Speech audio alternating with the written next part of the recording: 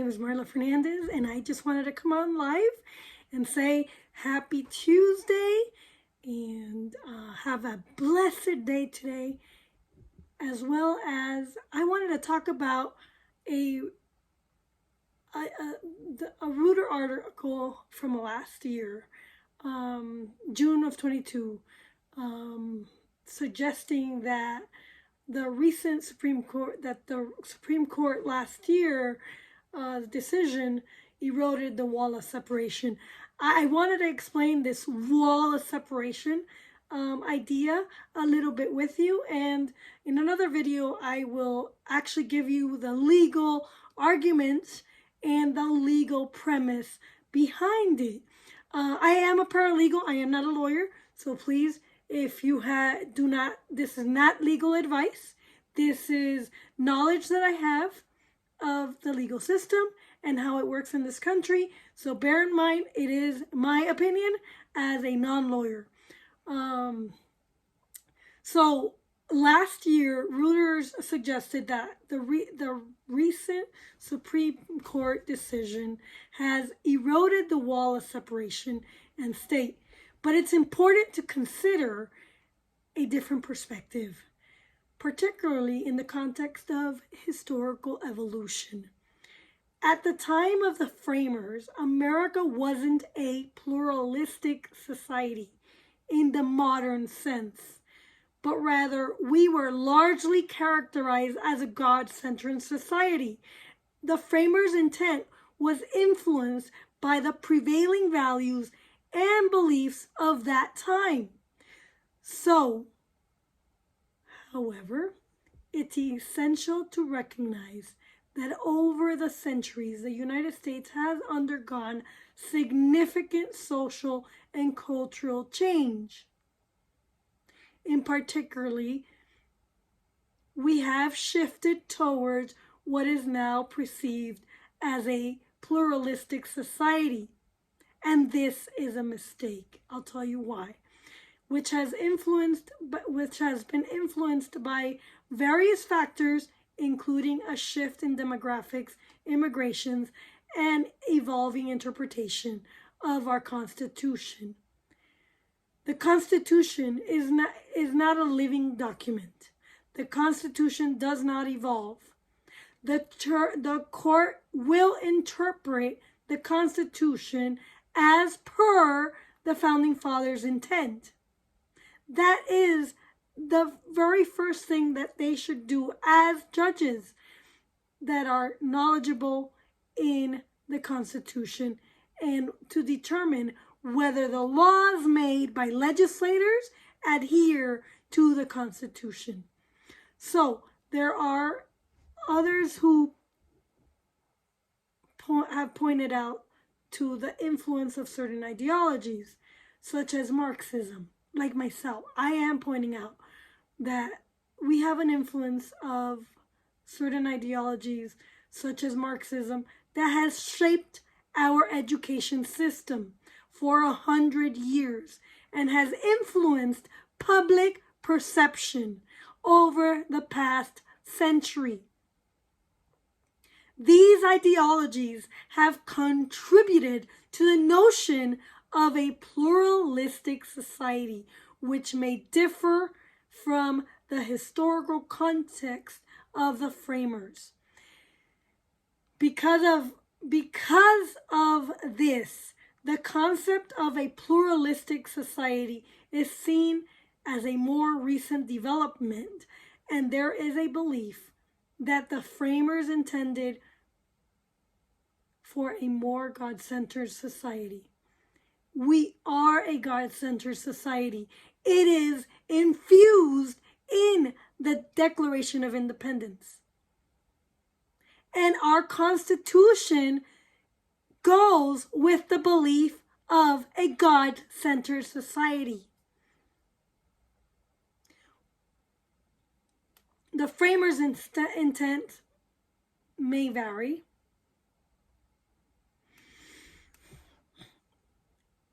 With different interpretations.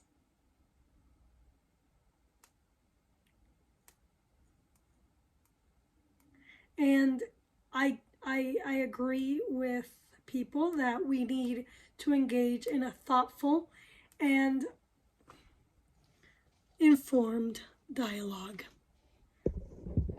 about the evolving nature of American society and its relationship to religion and God and government. The Supreme Court decision should be understood in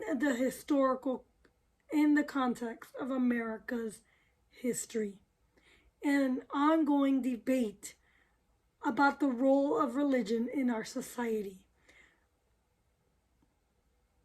Whether you are like me and you believe that we have a historically God-centered society, or you believe that we have an evolving, that we as an evolving into a pluralistic society, it's integral for these discussions to prevail in order to have a broader conversation about values and identity. And so with that, there's a lot.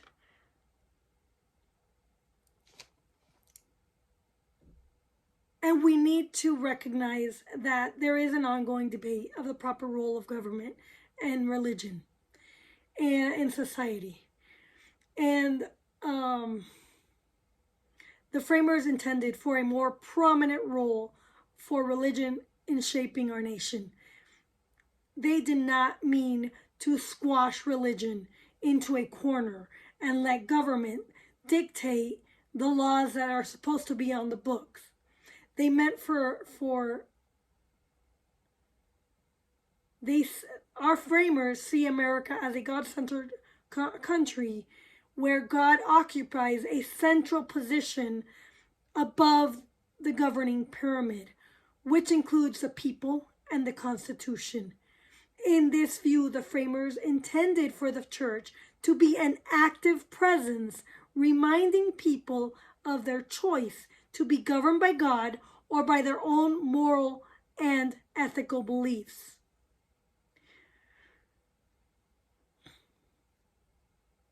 And while we may differ in the interpretations of the framers' intent, it's very important to acknowledge that the United States right now is a diverse and pluralistic society with a wide range of different religious beliefs and non-beliefs. And the reason for that is because 100 years ago, our education system was infiltrated by the Marxist NEA. The NEA has been around for over 140 years. And they created a movement in the middle, after the Civil War, in the middle between 1865 and 1899. And this movement usurped parental rights in education.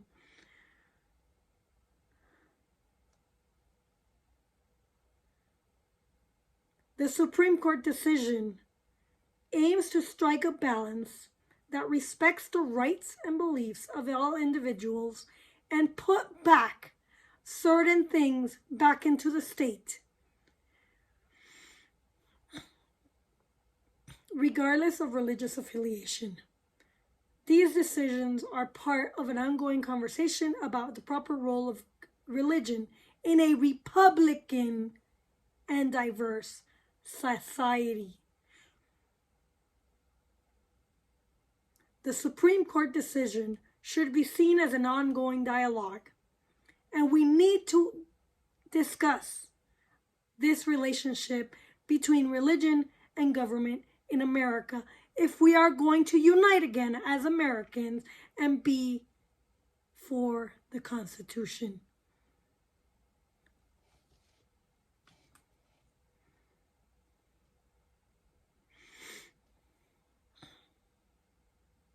The court's ruling seeks to protect religious freedom while also upholding the principles of government neutrality regarding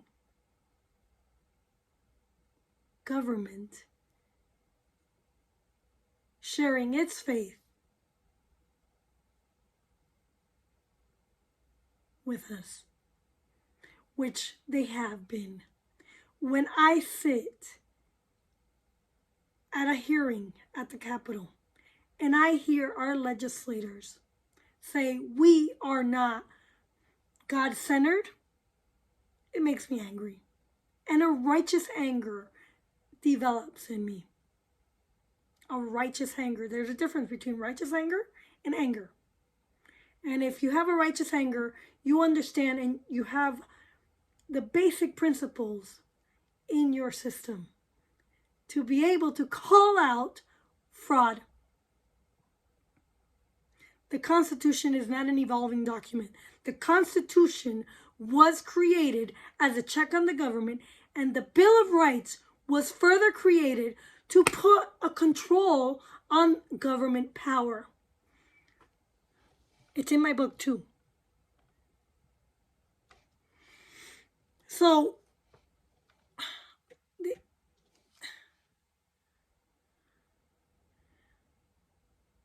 I wanted to go back to the article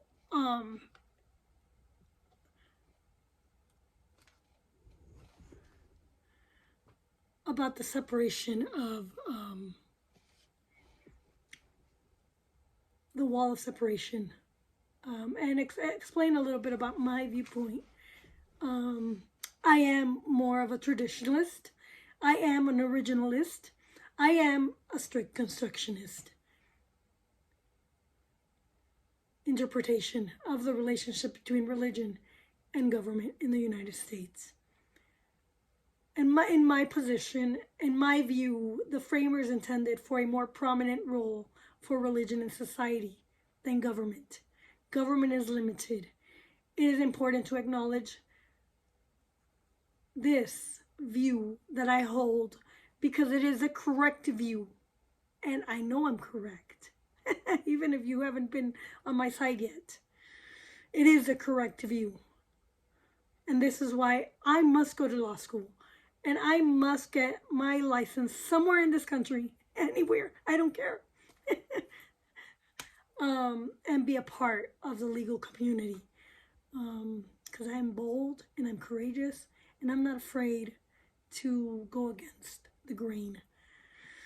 For fighting for freedom and individual rights.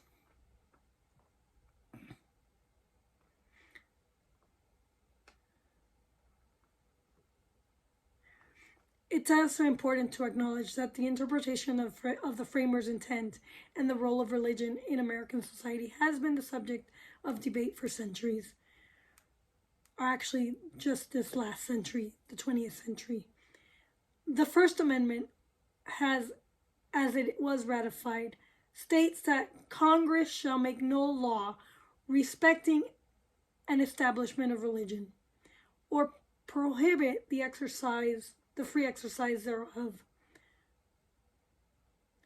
The framers were indeed concerned with preventing the establishment of a state religion and preserving religious freedom.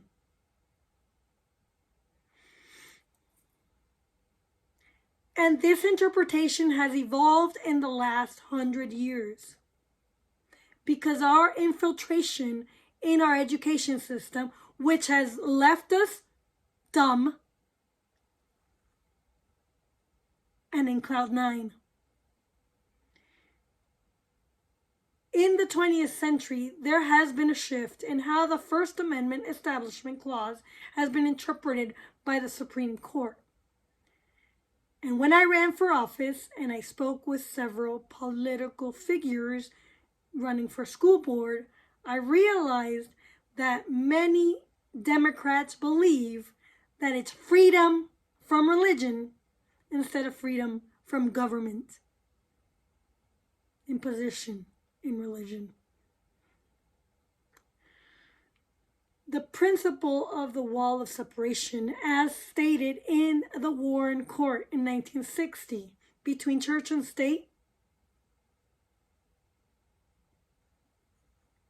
and popularized by Thomas Jefferson, which was taken out of context, has often guided this interpretation, leading to the idea that government institutions should remain neutral regarding religion.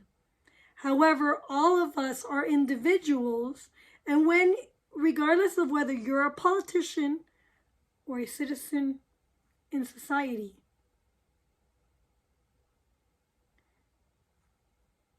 you are still guided, your behavior is still guided by God.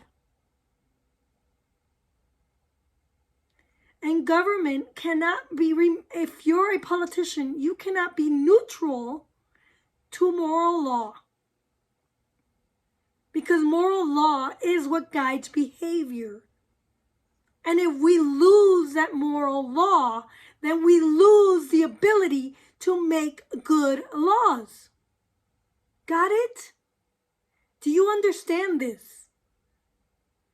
We're not a country where we make laws on abortion just because we get a feeling that we want our right. We have this feeling inside that we want a choice. Well, you have a choice. You have a choice in whether you want to obey God's law or evil law of the devil. Your behavior is governed by God in this country. When you become an American and you declare an oath to our Constitution and our way of life, you are saying that I will abide by God's law and I will behave according to His law. And if you decide that you don't want to obey by God's law, that's where government steps in and makes laws that adhere to God's law. If we keep electing ungodly people to office who are socialists, well, what's going to happen? We're going to have distorted laws that are bad laws and distort our behavior in society and disrespect one another. Do you understand that principle? It's true that over the years there has been cases and decisions that have led to what you describe that we don't have God in society, or that have led to what I describe as secular approach in public education and government institutions. These decisions are based on the idea, wrong decisions are based on misguided ideas of rights for all individuals, regardless of religious belief and non-belief. And if government cannot understand their role in making sure that we have good ethical, moral behavior, and that our ethics comes from the Bible,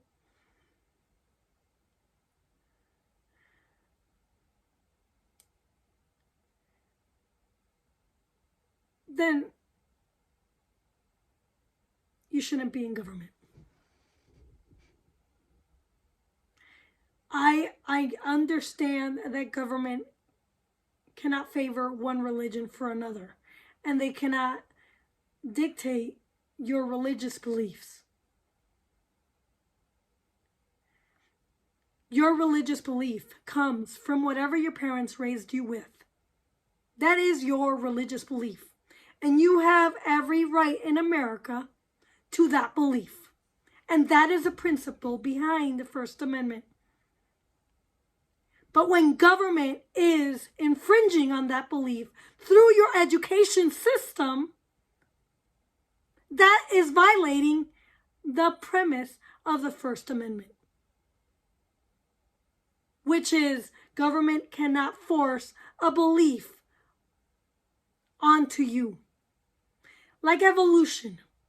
Evolution is the theory of humanism that says that we evolved from monkeys.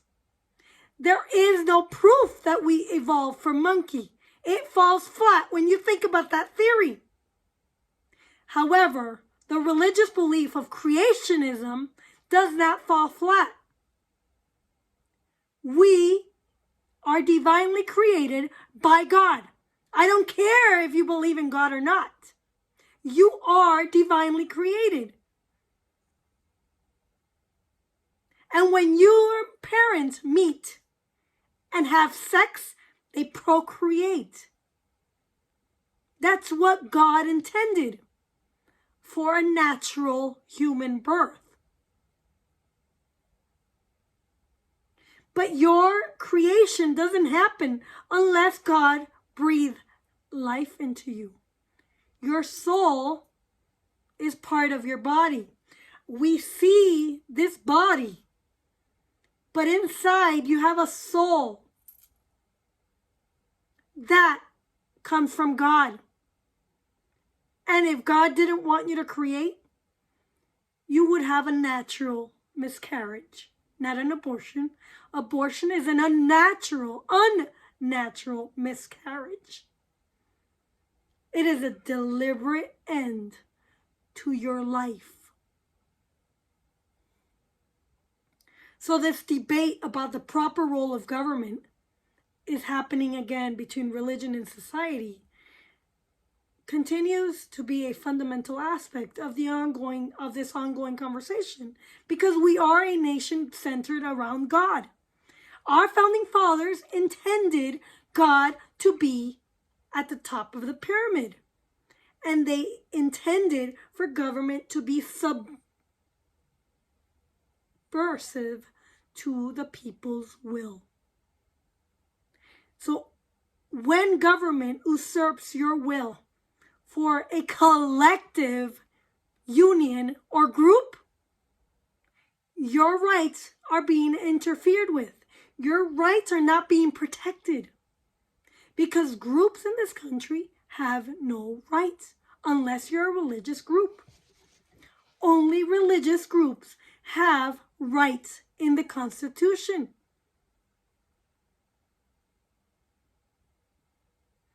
But religious groups that don't have God-centered and don't understand the God-centered, they have no rights. I am so sorry.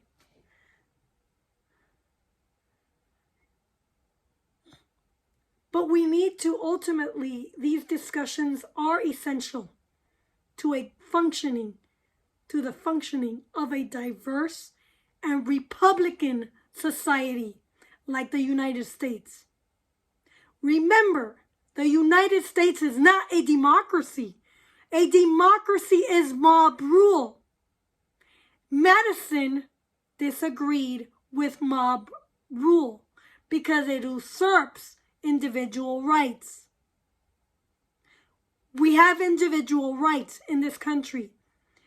Every individual has a stake in the laws in this country. Groups have no rights. The only right they have is that of free speech to elevate those individual rights. But when the group usurps and squashes an individual within the group, it is said that it is the majority, tyranny of the majority. Democracy is a weak form of system and a downgrade from a republican system. Do you understand that? I don't care what God you believe in, or if you don't believe in any God. All I care about is that our politicians adhere to our God-centered country principles. We are a country under God's watch. Our behavior is governed by God. Lauren Boebert is governed by God. And if she doesn't repent, well, God will surely judge her when she dies. But I don't care whether she believes in God or not. What I do care is that she adheres to our biblical principles. Because when we are weak in our biblical principles, we are weak in morality. And Lauren Boebert's morality shows the weakness in our society's moral background. Do you understand? So I'm a sinner. I'm not perfect. And I've committed my own moral infractions. We all have when we were younger. Especially if you haven't been formed correctly.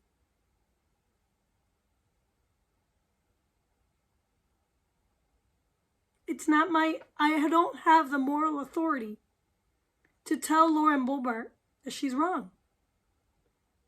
However, I do have some moral authority to say that she was weak in morality.